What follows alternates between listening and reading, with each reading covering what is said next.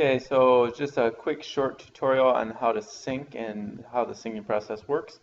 So I am signed in as a curriculum admin, and I am going to be working in video game design HS. I'm going to open the master template in a new tab.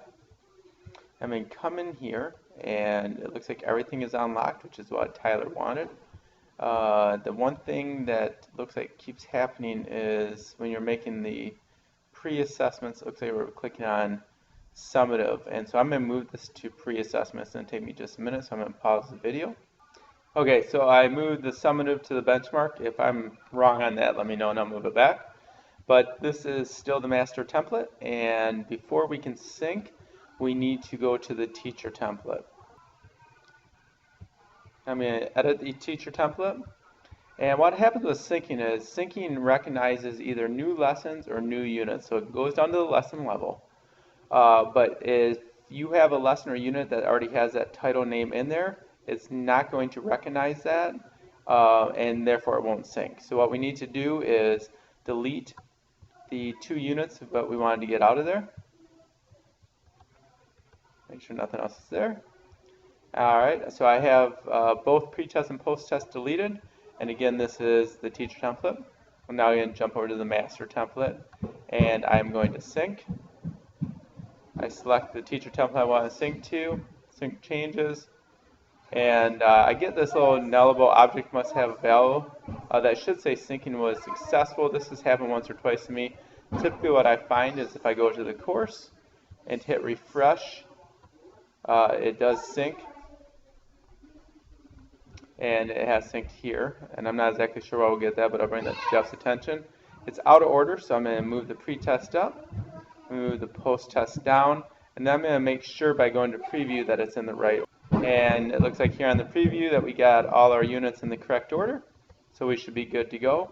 We're going to do something very similar now from the teacher template.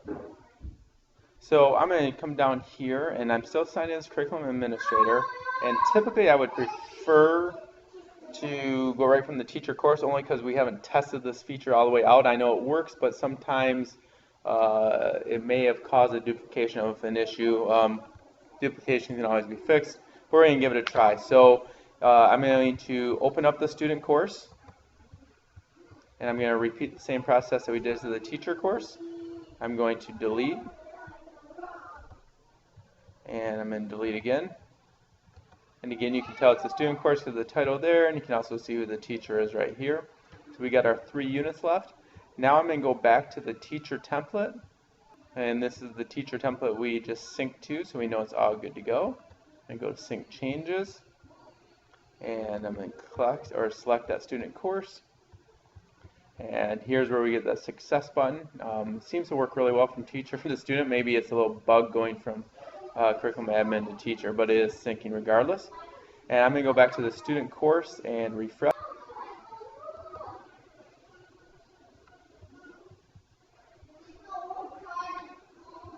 And here we are, and it came out in the exact order. I always do a quick little check just to make sure that is correct and it looks right.